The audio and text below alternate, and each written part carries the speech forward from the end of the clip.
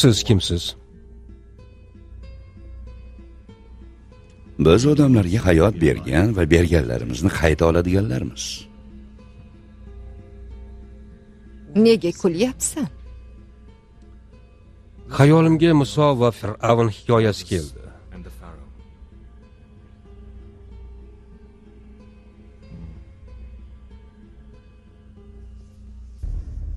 Fir'avn payg'ambarligini e'lon qilgan Hazrati Musoni oldiga chaqiribdi. Undan o'zingni Tangri elchisi deyapsan. Tangring kim va nima qila oladi deb so'rabdi. Muso payg'ambar Tangri insonlarga jon beradi va jon oladi deb javob beribdi. Fir'avn kulibdi-da, men ham jon olib jon beraman debdi. Va ikkita odamini chaqiribdi. Bir odamga bir xalta oltin berib, buni o'ldir debdi.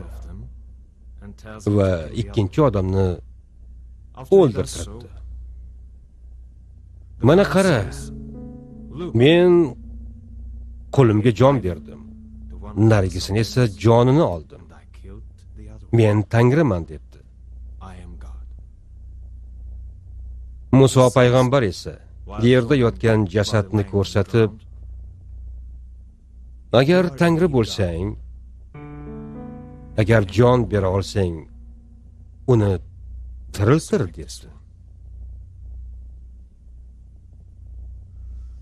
Sizlarni Tangriligingiz odamlarni qotil va jabrdiyda qiladi.